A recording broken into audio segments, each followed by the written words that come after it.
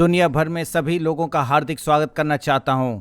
आज हमारे साथ पर्थ में कुछ दर्शक भी शामिल हैं जो कि आपकी गवाहियों को सुनकर काफ़ी शोर और खुशियां मना रहे हैं, जो आपके लिए एक चुनौती के रूप में हो। और हम विश्वास करते हैं कि जब परमेश्वर के वचन की घोषणा की जाएगी तो हम अद्भुत काम देखेंगे।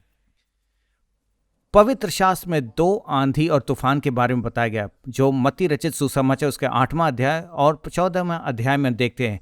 मैं इसे आपको पढ़कर सुनाना चाहता हूं क्योंकि यह भविष्यवाणी है जिसकी पुष्टि की जरूरत नहीं, क्योंकि यह सच है। हर कोई तूफान के बीच से गुजर रहा है। यदि आप तूफान के बीच में गुजर नहीं रहे तो जीते रहिए। अगर आप इन तूफानों के बीच से गुजर चुके हैं, चाहे वह व्यक्तिगत तूफान हो या फिर राष्ट्रीय तूफान या पारिवारिक तूफान या विश्व रूपी तूफान हो, तो दुनिया वालों को कहिए कि आपका परमेश्वर कितना महान है। पिछले 14-15 महीने से हम इस महामारी से गुजर रहे हैं, फिर भी उसके बीच हम अद्भुत गवाहियां सुन रहे हैं। जबकि व्यक्तिगत तूफान, पारिवारिक तूफान, सभी चुनौतियों के बीच हम अपने आप को पाते हैं। पवित्र शास्त्र में इस प्रकार के 2 तूफान दिखाए गए। मैं पढ़कर सुनाना चाहता हूं। मत्ती 8 में यह कहता है, जब वह नाव पर चढ़ गया तो उसके चेले उसके पीछे हो लिए, और झील में एक ऐसा बड़ा तूफान उठा कि नाव लहरों से ढपने लगी और वह सो रहा था। तब उन्होंने पास आकर उसे जगाया और कहा, हे प्रभु, हमें बचा, हम नाश हुए जाते हैं। उसने उनसे कहा, हे अल्पविश्वासी, क्यों डरते हो? तब उसने उठकर आंधी और पानी को डांटा और सब शांत हो गया। और लोग अचंभा करके कहने लगे, यह कैसा मनुष्य है कि आंधी और पानी भी उसकी आज्ञा मानते हैं। अद्भुत कहानी है। शुक्र करे कि परमेश्वर कल और आज और युगानुयुग एक सा है। वह किसी भी तूफान या आंधी जो भी आपके जीवन में नियंत्रण से बाहर है उसे शांत कर सकता है। चाहे वह अंदरूनी तूफान हो या बाहरी, परमेश्वर आज भी वही है, वह आपके लिए जरूर करेगा। मत्ती रचित सुसमाचार 14 अध्याय उसके 22 से 23 तक देखते हैं। और उसने तुरंत अपने चेलों को नाव पर चढ़ाया कि वे उससे पहले पार चले जाएं, जब तक कि वह लोगों को विदा करके प्रार्थना करने को अलग पहाड़ पर चढ़ गया, और सांझ को वह अकेला था। उस समय नाव झील के बीच लहरों में डगमगा रही थी, क्योंकि हवा सामने की थी। और वह रात के चौथे पहर झील पर चलते हुए उसके पास आया। चेले उसको झील पर चलते हुए देखकर घबरा गए और कहने लगे, वह भूत है, और डर के मारे चिल्ला उठे। यीशु ने तुरंत उनसे बातें की और कहा, धैर्य रखो, मैं हूं, डरो मत। पतरस ने उसको उत्तर दिया, हे प्रभु, यदि तू ही है तो मुझे अपने पास पानी पर चलकर आने की आज्ञा दे। उसने कहा, आ। तब पतरस नाव पर से उतरकर यीशु के पास जाने को पानी पर चलने लगा, पर हवा को देखकर डर गया, और जब डूबने लगा तो चिल्लाकर कहा, हे प्रभु, मुझे बचा। यीशु ने तुरंत हाथ बढ़ाकर उसे थाम लिया और उससे कहा, हे अल्पविश्वासी, तूने क्यों संदेह किया? जब वे नाव पर चढ़ गए तो हवा थम गई। इस पर जो नाव पर थे उन्होंने उसकी आराधना करके कहा, सचमुच तू परमेश्वर का पुत्र है। मत्ती रचित सुसमाचार के 8वें अध्याय में तूफान में उसके चेले उसके पीछे हो लिए, और मत्ती रचित सुसमाचार 14 में तूफान में यीशु ने चेलों को नाव पर चढ़ाया। तूफानों में से जब हम गुजरते हैं वह हमारे कारण होता है, क्योंकि हम उस नाव पर चढ़ने का फैसला किए, उस रास्ते से गुजरने का फैसला। और जब हम तूफान के बीच में आते हैं तो हम परमेश्वर को पुकारते हैं, पर ठीक है, परमेश्वर अभी भी वहां पर है, वह तूफान के बीच में है। और दूसरी प्रकार के तूफान में जिसे आप कोई लेना देना नहीं है, तूफान आता है और आपको उस स्थिति और परिस्थिति में मजबूरन जाना पड़ता है जो हर किसी के जीवन में आता है, और अंत में अच्छी बात यह है, चाहे आप मत्ती 8 या के तूफान में हो या 14 के तूफान में हो, परमेश्वर इन दोनों तूफान के बीच में आपके साथ है। धन्यवाद देते कि परमेश्वर के लिए केवल 14 अध्याय के तूफान में नहीं, पर इस वक्त जब हमारे कारण यह तूफान आता है, हम उसका नाम लेते हैं, वह हमारे प्रति दया दिखाता है। परमेश्वर दोनों तूफानों के बीच में है। तो अगर हम तूफान में फंसे हैं तो परमेश्वर को दोष न दें। अगर आप मत्ती 14 के तूफान में हो तो खुद को दोष न दें। दुश्मन को शर्म और विचारों से आपकी निंदा करने मत दे, जैसे अक्सर लोग करते हैं। क्योंकि तूफान आता है, वह कहते हैं कि इसलिए तुम्हारे दादा के साथ ऐसा हुआ, तुम्हारी बहन के साथ इसलिए ऐसा हुआ, तुम्हारे व्यवसाय के साथ इसलिए ऐसा हुआ, इसलिए तुम्हारे साथ भी ऐसा हुआ। जी नहीं, उन्हें मत पहनो जो आपका नहीं है। मत्ती रचित सुसमाचार 8वां अध्याय और 14 के बीच में दूसरा अंतर हम देखते हैं। पहले तूफान में यीशु के चेले तूफान से डर गए और दूसरे तूफान में मत्ती 14 में वह भूत से डरते हैं। कई बार हम प्राकृतिक परिस्थितियों से डरते हैं, कई बार अलौकिक परिस्थितियों से डरते हैं जो हमारे नियंत्रण से बाहर है। देखिए, प्राकृतिक भय लाता है, पर आध्यात्मिक वास्तविक भय ला सकता है। तीसरा अंतर हम देखते हैं, मत्ती 8 में यीशु सो रहे हैं, मत्ती 14 में पानी के ऊपर चल रहे हैं। खुशखबरी यह है कि हर तूफान में वह मौजूद है। किसी तूफान में वचन को जगाना है और किसी में आपको वचन पर चलना है। कुछ तूफान में आपको उसके ऊपर भरोसा करना है कि वह शांत करेगा, अन्य तूफानों में आपको उसके बीच में चलना होगा। सबसे महत्वपूर्ण बात है कि हर तूफान में वचन आपके करीब है। परमेश्वर का वचन आप में है, वह आपके नाम में है, आपके समुद्र में है, आपके पहुंच के भीतर है, पर करीब है। चौथा अंतर, जो मुख्य अंतर है, जो आज आपके साथ बांटना चाहता हूं, मत्ती 8 और 14 के बीच में है। मत्ती 8 में यीशु तूफान को शांत करते हैं। तब उसने उठकर आंधी और पानी को डांटा और सब शांत हो गया। मत्ती 14 में वह कुछ नहीं करता, वह करके दिखाता है। हम पढ़ते हैं मत्ती रचित सुसमाचार 14 अध्याय में, जैसे वे नाव पर चढ़े तो हवा थम गए। वचन यह नहीं कहता कि वे कितने दूर तक चले, यह नहीं कि जब यीशु ने पतरस को बचाया तो आंधी और तूफान थम गए। शायद वह आपस में बात किए हो, किसे पता उन्होंने उस तूफान के बीच में क्या किया। हम अपने जीवन के बारे में बात करते हैं। वे 11 चेले जो नाव पर थे, डर के कारण पागल हो रहे थे। जब वे नाव पर चढ़े तो आंधी और तूफान दोनों थम गई। कई तूफान परमेश्वर अलौकिक रूप से रोक देते हैं और कुछ समय के साथ खत्म हो जाता है।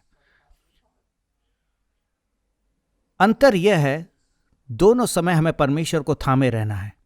चाहे आप एक चमत्कार के लिए परमेश्वर को थामे हो या फिर परिस्थितियों को सहने के लिए, क्योंकि कुछ ऐसे विश्वास है जो परिस्थितियों को बदल देते हैं, कुछ विश्वास उसे सहने की शक्ति देते हैं।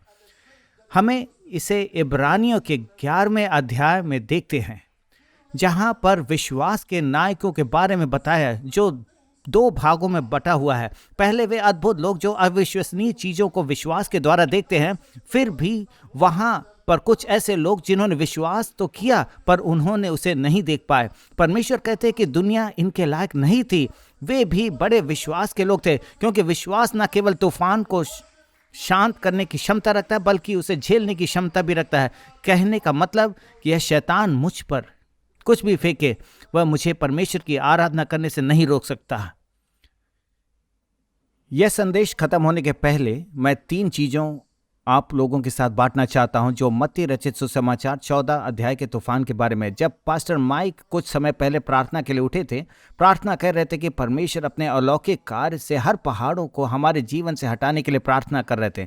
देखिए, परमेश्वर कल, आज और युगान्य एक सा है।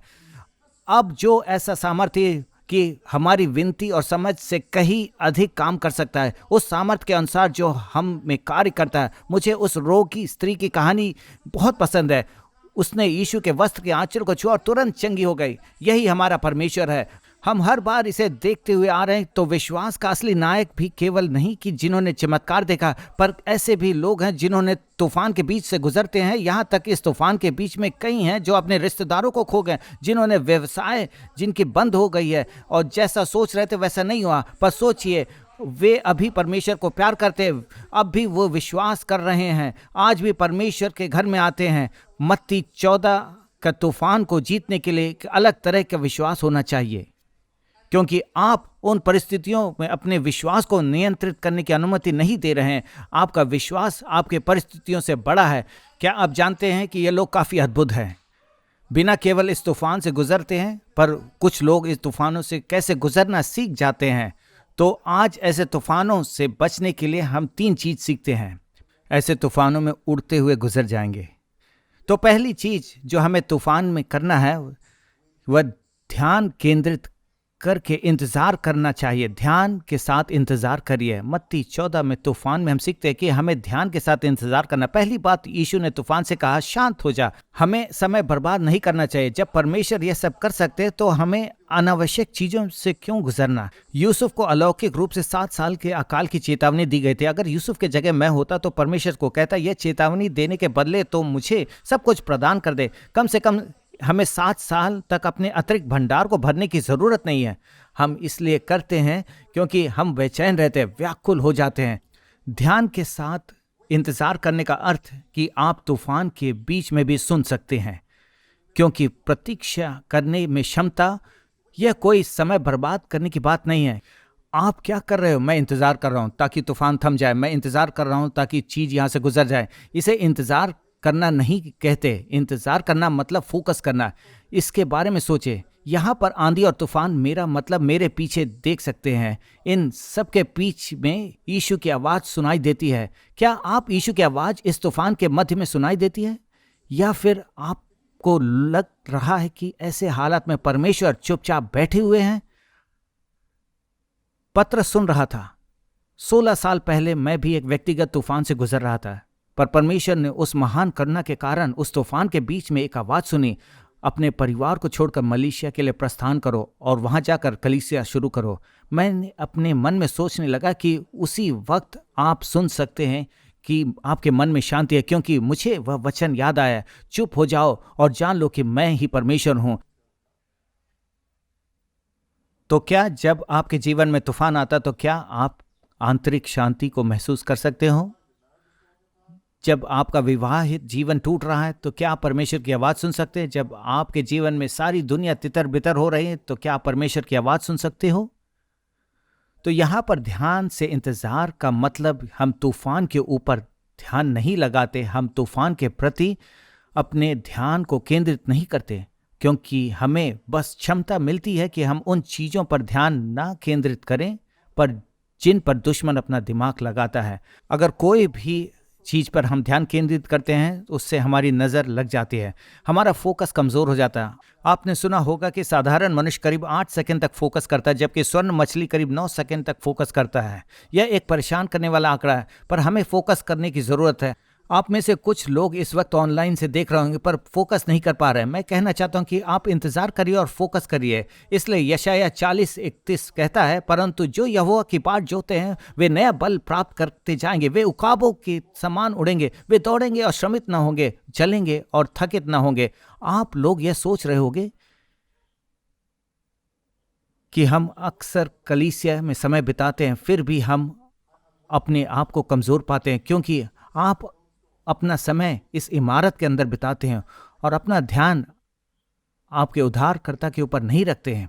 देखिए, यहाँ पे यीशु दोनों तूफानों में कहते हैं, हे अल्पविश्वासियों। जब यह शब्द मैं सुनता हूँ तो मुझे काफ़ी शर्म आती है, क्योंकि अगर पतरस जो पानी के ऊपर चल सकता था और उसके विश्वास में कमी नहीं थी, तो मुझे नहीं पता कि मेरा विश्वास कहाँ तक है, यहाँ तक दिखाई भी नहीं देगा।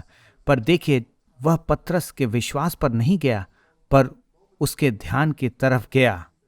यहाँ पर अल्प की तुलना आकार से नहीं कर रहा है, पर समय की तुलना कर रहा है। हमारा विश्वास केवल पल भर के लिए है। पतरस का विश्वास काफ़ी मजबूत था। क्या आप अपने विश्वास को उस वक्त तक रखे रहोगे जब तक आपको आपके जीवन में एक चमत्कार नहीं दिखाई देता? क्योंकि परमेश्वर को राई के दाने के बराबर के विश्वास की ज़रूरत है। तो हमें बड़े विश्वास की ज़रूरत नहीं है, पर उस विश्वास की ज़रूरत है जो ध्यान लगा कर रहती है। हमें उस विश्वास में लंबी दूरी तक तय करना है। भजन संहिता 37 कहता है, जो यहोवा की बाट जोते हैं वही पृथ्वी के अधिकारी होंगे। इसका मतलब जो यहोवा की बाट जोते हैं वह परमेश्वर की तरफ से बल प्राप्त होगा। इसलिए हमें ध्यान केंद्रित करके इंतज़ार में रहना है। विश्वास में बने रहिए। क्योंकि आप तूफान को हराने के सक्षम नहीं हो सकते, पर आप उस तूफान में जीत सकते हो। देखिए यीशु क्या करते हैं। पहले तूफान में वे सो रहे हैं, दूसरे तूफान में वे कहते हैं खुश रहो। तो जब आप तूफान के बीच में हो तो आपका ध्यान उस यीशु के ऊपर होना चाहिए जो आपके नाव में बैठा हुआ है। क्या आप जानते हैं कि आपके पास काफी रिश्तेदार होंगे? उसमें से आधे गुस्सा करने वाले हैं, आधे एकदम शांत स्वभाव के। तो आपका ध्यान उन शांत स्वभाव वालों की तरफ होना चाहिए। उनकी दो प्रतिक्रिया है, आराम करो और खुश रहो, क्योंकि यह तूफानों का यीशु है। यह केवल वही नहीं जो बच्चों को आशीर्वाद दे रहा है या रोटी और मछलियों को बांट रहा है। यीशु तूफान के बीच का यीशु है जो आराम कर रहा है। अब हम दूसरी बात देखते हैं। पहली बात, हमें ध्यान से इंतजार करना चाहिए।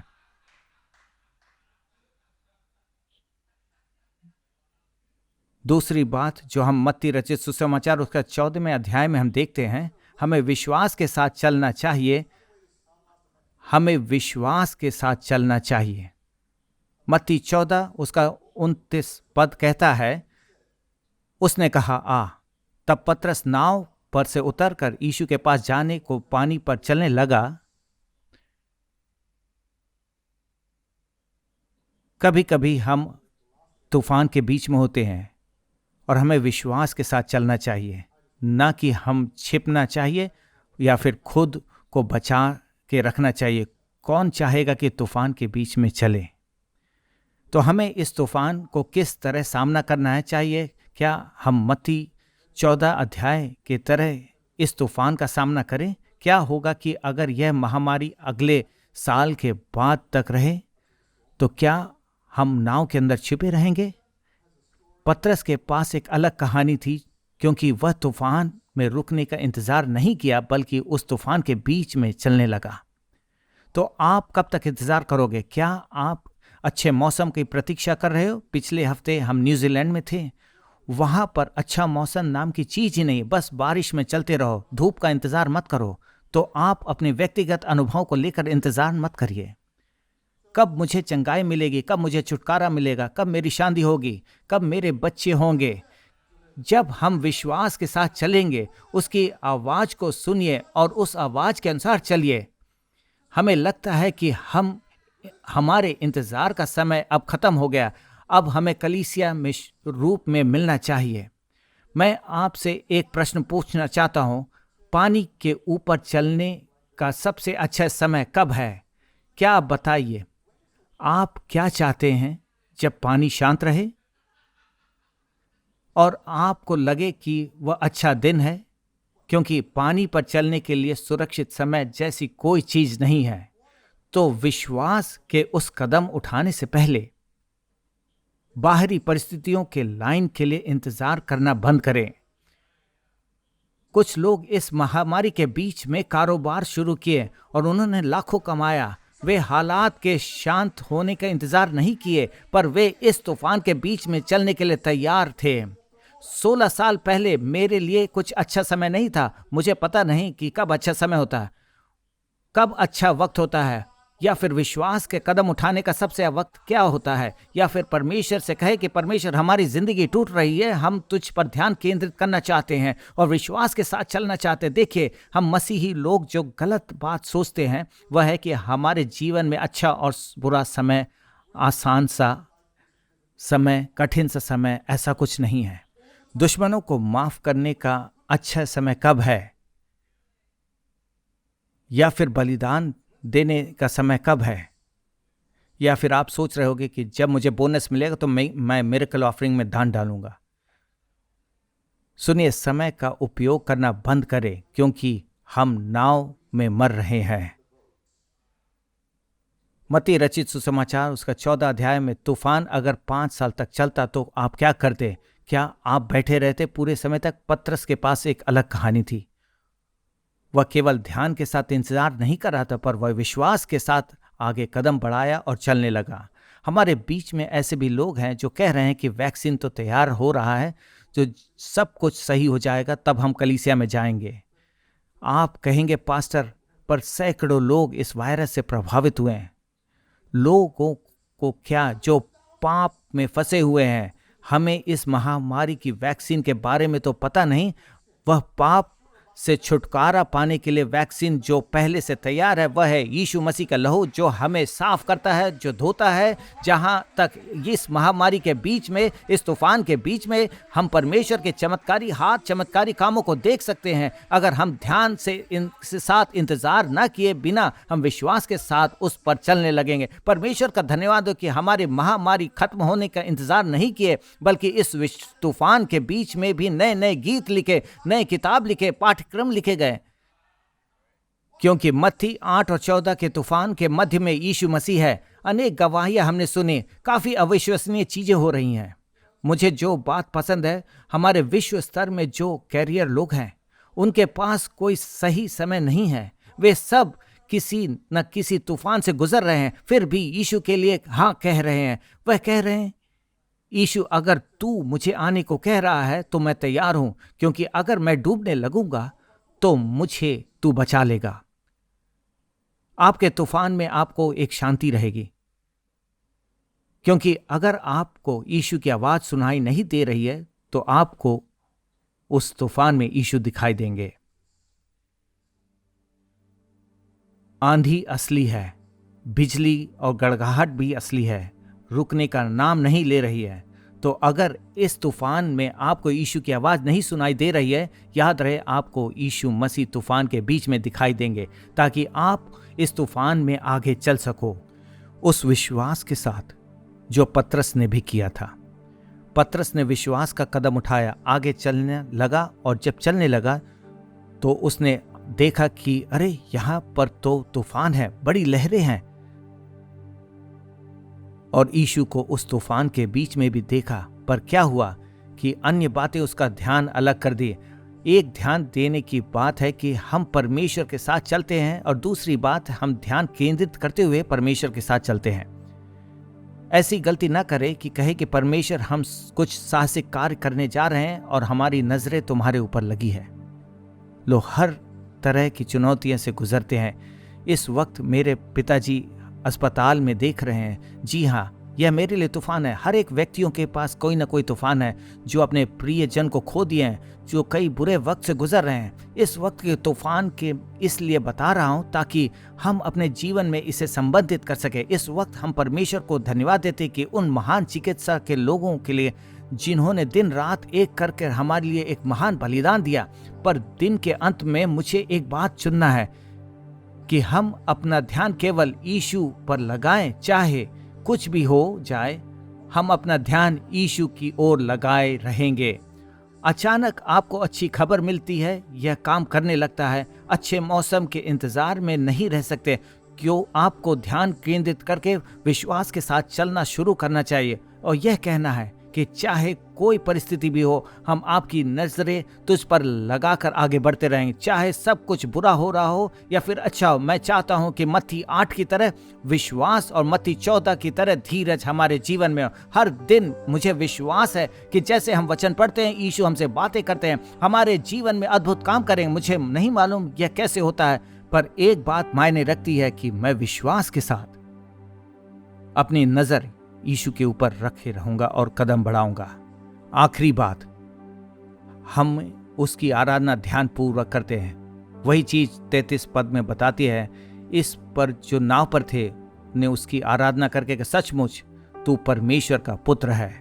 देखिए, शैतान तो सिर्फ तूफानों और लहरों से आपको विचलित करने की जरूरत नहीं है, या फिर आपकी परिस्थितियों से आपको असहाय बनाकर, अगर हो सके तो वह मौसम के बारे में शिकायत करना शुरू करेगा। वह लोगों को डराना शुरू करता है। दूसरी चीज, वह लोगों के अंदर भय पैदा करता है, जिसे हम शैतानी आराधना कहते हैं। क्यों हम परिस्थितियों के देवता, परीक्षणों के देवता और तूफानों के देवता को ऊपर उठाते हैं, पर क्या हम इन तूफानों के बीच यह कह सकते हैं कि परमेश्वर कितने अच्छे हैं, क्योंकि हम एक फोकस के साथ प्रतीक्षा कर रहे हैं, एक फोकस के साथ चल रहे हैं, यहां तक हम एक ध्यान पूर्वक उसकी आराधना कर रहे हैं। क्या आपको पता है, पवित्र शास्त्र यूहन्ना में कहते हैं, परंतु वह समय आता है, वरन अब भी है, जिसमें सच्चे भक्त पिता परमेश्वर की आराधना आत्मा और सच्चाई से करेंगे, क्योंकि पिता अपने लिए ऐसे ही आराधनों को ढूंढता है। परमेश्वर गायकों, संगीतकारों की तलाश नहीं कर रहा है, पर वह सच्चे भक्तों की तलाश कर रहा है जो उसकी आराधना आत्मा और सच्चाई से करेंगे। परमेश्वर जानता है अगर आप इस तूफान के बीच में उसकी आराधना कर सकते हैं, इस संकट के बीच में उसकी आराधना कर सकते हैं, इस दुख और दर्द के बीच में उसकी आराधना कर सकते हैं, इन चुनौतियों के बीच में उसकी आराधना कर सकते हैं, एक अवसर पर, हर वक्त पर परमेश्वर का धन्यवाद दीजिए। अपनी नजरों पर परमेश्वर पर लगाए, उस परमेश्वर पर जो शुद्ध और पवित्र है। उन चीजों पर ध्यान लगाए जो परमेश्वर के ऊपर ध्यान लगाइए, उसके लिए इंतजार करिए और उसके लिए उसकी तरफ बढ़िए। ध्यानपूर्वक उसकी आराधना करने का मतलब हम उसका इंतजार नहीं कर रहे हैं, पर एक आज्ञाकारिता का कदम उठाते हुए उसकी आराधना करते हैं। मुझे आपके बारे में नहीं पता, पर जब मैं आराधना करता हूं, जैसे ही गीत गाते हैं, भले ही परिस्थितियों हम पर टूट पड़ती हैं, भय हम पर हावी होते हैं, फिर भी मैं उसकी आराधना करता रहता हूं। जी हां, मुझे मालूम है कि तूफान है, लहरें हैं, आंधी है, पर उन सब के बीच में यीशु भी है। मैं विश्वास करता हूं कि इस वक्त दुनिया में जहां कहीं भी आप हो, आपका ध्यान पूर्वक उसकी आराधना कर सकते हो। जब मैं आराधना करता हूं तो मैं अपने आंखों को बंद करके उसकी आराधना करता हूं। इसका कारण यह नहीं कि मुझे कुछ नहीं देखना चाहता हूं, फिर भी अन्य चीजों से विचलित नहीं होना चाहता हूं। यह कोई धार्मिक बात नहीं है, पर अपनी आंखों को, अपने नजरों को ध्यानपूर्वक उसकी ओर लगाकर उसकी आराधना करना चाहते हैं। अपनी आंखों को, अपने नजरों को ध्यानपूर्वक उसकी ओर लगाएं और पृथ्वी की चीजें and the things of earth will grow strangely dim प्रकाश में in the light of His glory and grace. यही आराधना का मतलब है। जहां कहीं भी आप हो, अपनी नजरों को उसकी ओर लगाएं। Turn your eyes upon Jesus. पूरी तरह देखें, Look full in His wonderful face. ध्यान पूर्वक उसकी आराधना करें। And the things of earth will grow strangely dim in the eyes वह आपसे प्यार करता of है, His वह आपको जानता है। glory and grace. अपनी नजरों को तूफान के ऊपर से देखे, यीशु की ओर अपने नजरों को करे। Turn your eyes इसीलिए इसी वक्त अभी upon पूरी दुनिया में हमें आगे की ओर देखते हैं। Look full in His wonderful face, and the things of earth will grow strangely dim in the light of His glory and grace. मुझे आश्चर्य है कि अगर आप कुछ पल के लिए अपनी आंखें बंद कर सकते हैं और उसकी उपस्थिति को महसूस करें, ठीक वहां पर जहां पर आप हो। परमेश्वर की उपस्थिति को अपने आसपास से महसूस करें, आपको घेर लेता है। जो कुछ भी